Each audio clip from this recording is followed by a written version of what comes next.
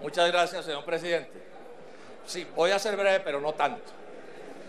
Yo pienso que es importante, senadores y colombianos, que antes de votar este proyecto se entienda mejor de qué se trata este asunto.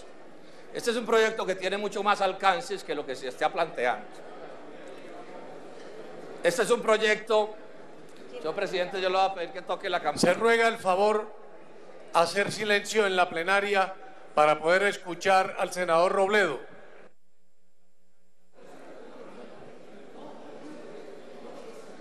Yo quiero hacer una intervención que apunte a explicar algunas cosas que no se han explicado y que yo creo que es importante que los senadores y los colombianos entiendan de lo que se está votando. Yo diría que la parte menor de este proyecto es la parte que tiene que ver con las viviendas que van a ser gratis o que podrán ser gratis. Aquí lo que hay es un cambio de fondo, senador Gerlain, en la política de contratación del Estado en lo que tiene que ver con las viviendas que se construyen en Colombia subsidiadas por Fonvivienda, es decir, por el Estado. Y dentro de ese cambio de fondo, que tiene implicaciones de distinto tipo y que yo espero que los senadores quieran conocer, está la parte de unas viviendas que podrán ser gratis o podrán no ser gratis, porque esta es una ley que está diseñada, como todas las leyes, para tener vocación de permanencia, y el día de mañana este u otro gobierno pueden decidir que con esta ley harán viviendas que no sean gratis, senador Andrade. Esto es bien importante, quiero insistir en el debate y voy a pedirle, señor presidente, a los colegas que me faciliten con su silencio la explicación de lo que voy a decir, que tiene alguna complejidad. Senador Robledo, continúe, que el Senado lo está escuchando. La política de vivienda en Colombia ha tenido un problema histórico. Yo les reitero que yo soy arquitecto y este es un tema que he estudiado desde hace rato. ¿Cuál ha sido el problema de la política de subsidios de vivienda?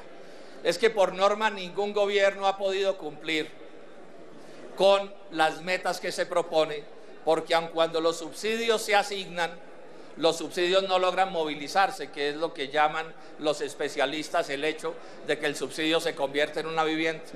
Y no logran movilizarse porque hay un problema de fondo, y es que puede suceder que teniendo yo la cuota inicial que se pide, supongamos que la tengo, y si la tengo no soy tan pobre, el banco me puede asignar un crédito, pues mejor, el Estado me puede asignar un subsidio, pero puede suceder que no haya constructor que construya el tipo de vivienda que yo requiero, de la que tengo capacidad de pago.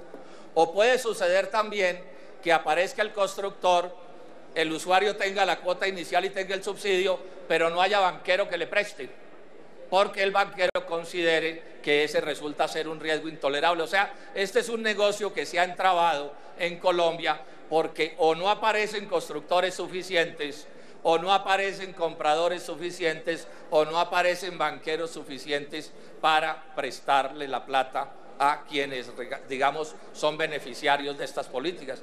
Y resulta que estas políticas, senadores, además de lo que tienen que ver con atender colombianos que de otra manera no pueden comprar una vivienda, porque son muchos los colombianos que no pueden comprar una vivienda si no es con subsidios, además de tener ese interés, tiene un interés de promover el desenvolvimiento de la economía. Es decir, la construcción de vivienda es un gasto que genera movimiento de la economía. Entonces resulta ser complicado, sin duda, que el Estado asigne unos recursos y que esos recursos no logren movilizarse. En los estudios que he hecho, lo normal, digamos desde, por lo menos lo que he mirado en detenimiento desde el gobierno de Belisario Betancur hacia acá, cuando las cosas salen bien, logran movilizar el 50, el 60% de los subsidios asignados y lo demás se queda en el papel. Porque, repito, esta es la contradicción que se tiene. Y esto ya le está pasando a este gobierno. Si uno mira el nivel de cumplimiento de las 250.000 viviendas con subsidio del Estado que se deberían construir en esta administración, tienen un rezago del 50% a estos meses recientes. Debían llevar unas un poco más de 100.000 y llevan un poco más de 50.000.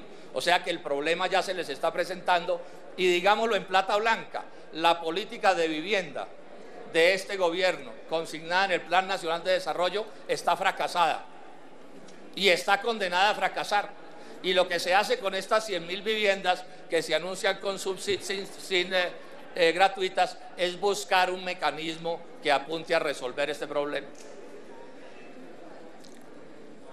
Queda la duda y la planteo desde ya. Si estas 100.000 viviendas van a ser 100.000 viviendas que llaman gratuitas y además se van a hacer 150.000 con subsidios más, o se van a recortar el número de subsidios en beneficio de estos subsidios mayores. Se dice que no. Hay algunos que tenemos las dudas y con respecto al futuro yo simplemente me voy a remitir al futuro. Pero en las cuentas de hoy, señor ministro del Interior, no les alcanza la plata. Las sumas... Para una moción de orden, senador Benedetti. Vea, presidente, yo creo que el doctor Robledo está exponiendo unas ideas muy importantes. Presidente, es que yo creo que el doctor Robledo está poniendo unas ideas. Yo creo que el proyecto está aprobado, tiene la mayoría, tiene los votos, pero yo creo que lo que está diciendo el doctor Robledo merece respeto, ser escuchado. Y yo le pediría el favor que el ministro estuviera atento a lo que está diciendo el doctor Robledo, que mire eso parece un cóctel, lo que está al lado derecho mío, para ver si entonces le pone orden, señor presidente, de alguna u otra forma para salir de esto rápido, no sé. Senador Benedetti, más o menos así también transcurrían las sesiones cuando usted presidía. Está la coordinadora de ponentes atendiéndole la intervención del senador Robledo y el señor ministro está a su izquierda. Siga, senador Robledo. Yo me quiero unir al reclamo que hace el senador Benedetti. Es que realmente, como bien se ha dicho aquí, el proyecto está aprobado, está pupitreado, ¿cierto? Sí, eso es sabido aquí de antemano. Pero lo menos que uno sí pediría, como una especie de cortesía parlamentaria, senador Cristo, es que intenten escuchar a quien está aquí haciendo un esfuerzo por explicar unas cosas que yo creo que tienen alguna importancia, compártanse o no se compartan, pero realmente es lamentable el espectáculo que tiene uno que padecer aquí cada rato cuando intenta decir alguna cosa y estamos como una especie de plaza de mercado. Pero bueno, yo voy a seguir con toda paciencia la explicación que estoy haciendo y espero que se me asigne el tiempo suficiente, porque sé que si aquí no hay mucho interés, en la calle sí hay mucho interés con respecto a esto que estoy diciendo. Este es, digamos, entonces lo que intenta desatar este proyecto. Y les repito, el proyecto, si ustedes lo leen, no es un proyecto para hacer viviendas gratuitas.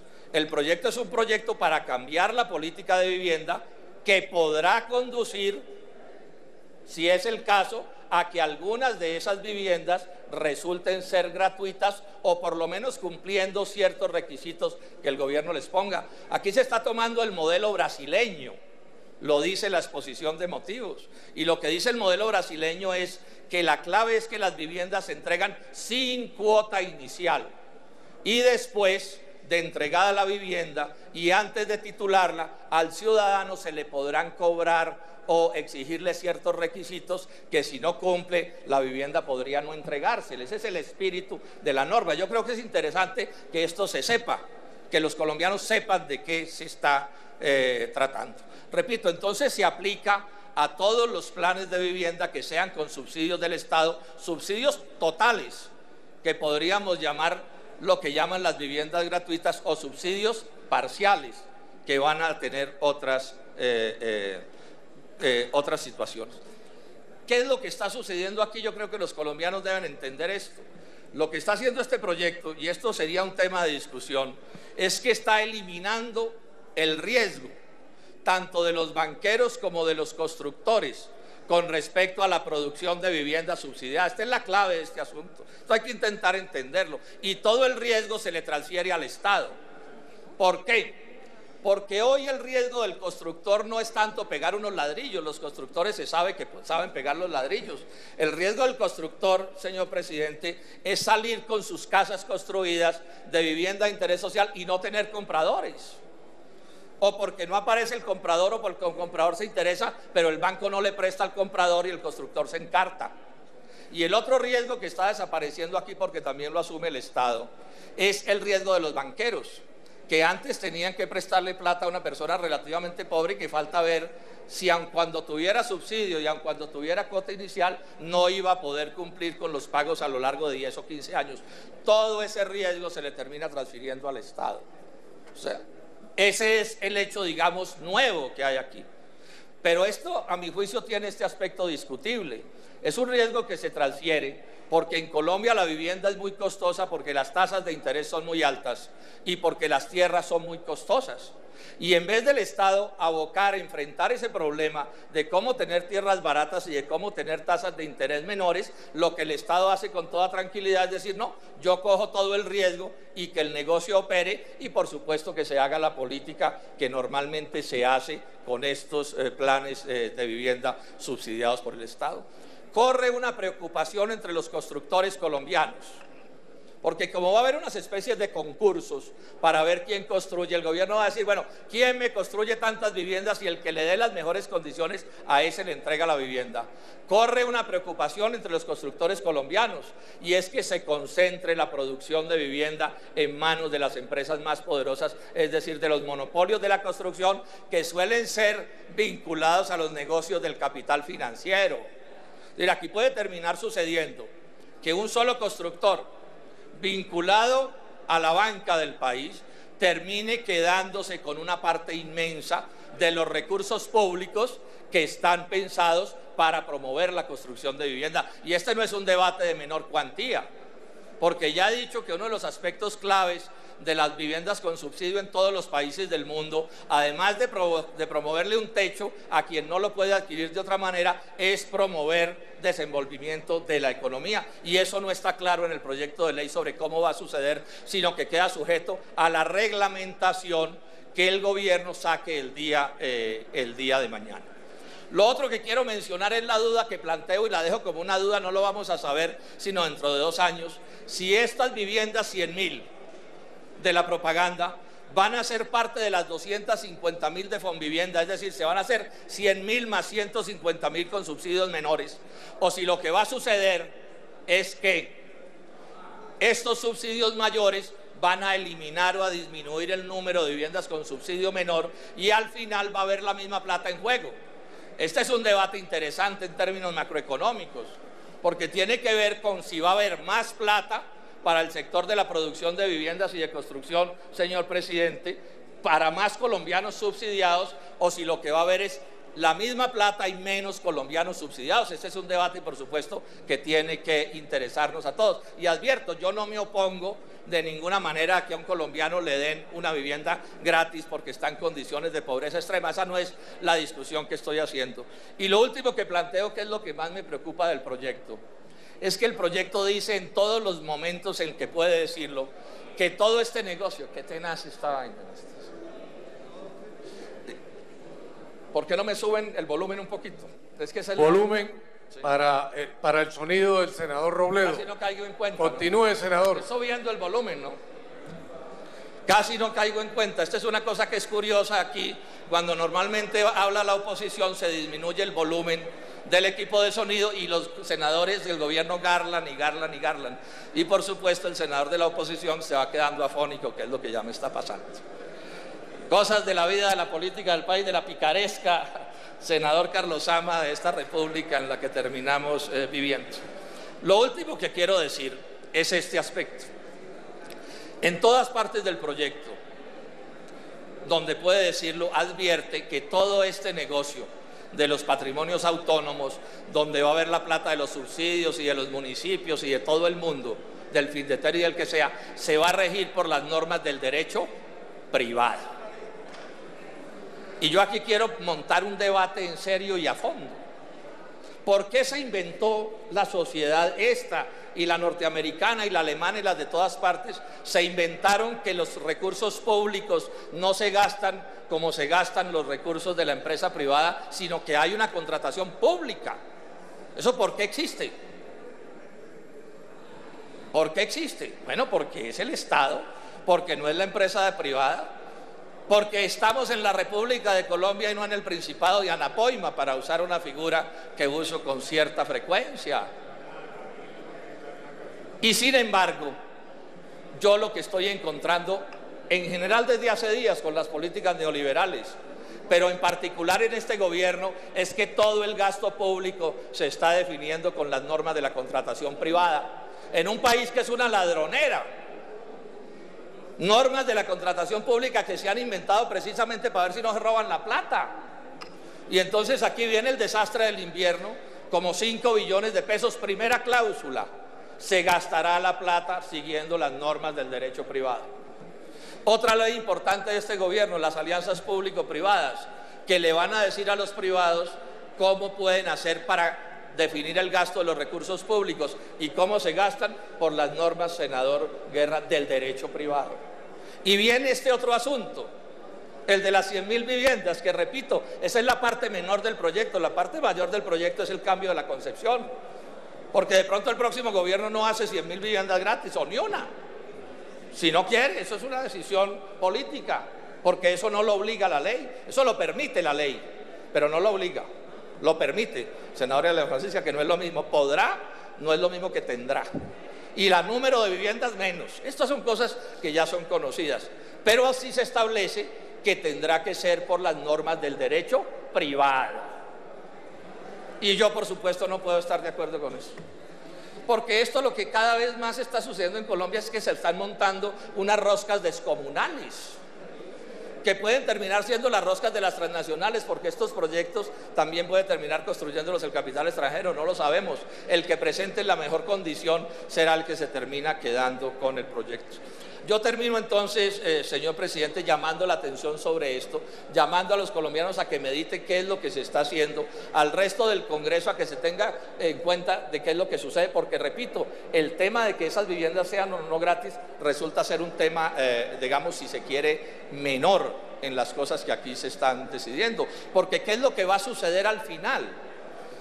Las viviendas se entregarán sin cuota inicial, el gobierno asumirá todo el riesgo y después a unos colombianos les van a cobrar o mediante leasing o mediante contratos de arriendo, especiales de arriendo, después de entregada la vivienda pagarán lo que antes era la cuota inicial. Eso es finalmente la puerta que se está abriendo aquí. Y si no paga, le podrán quitar la casa. Y estaba en la exposición de motivos del primer proyecto y decía con claridad que las viviendas gratis tendrían que cumplir el requisito que les fijaran en ciertos planes sociales del gobierno. No pude saber al final que si eso quedó dicho en la norma, o hay una redacción en la norma que parece señalarlo así, pero no tengo la absoluta certeza, ¿no? Porque dice que,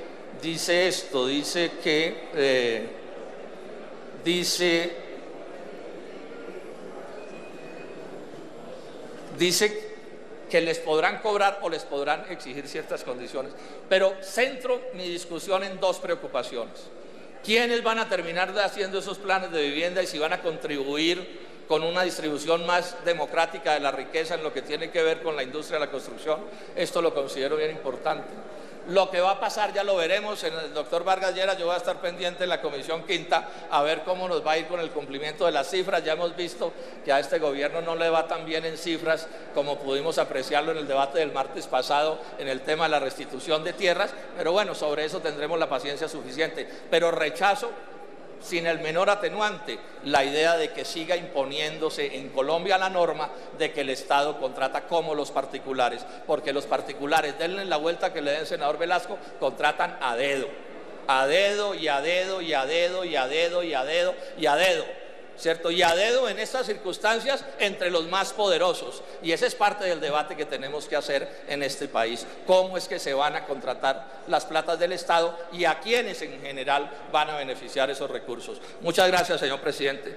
Le espero a los con mucho gusto, senador, que no me vuelvan a bajar en consideración, el volumen. En consideración de la plenaria, la proposición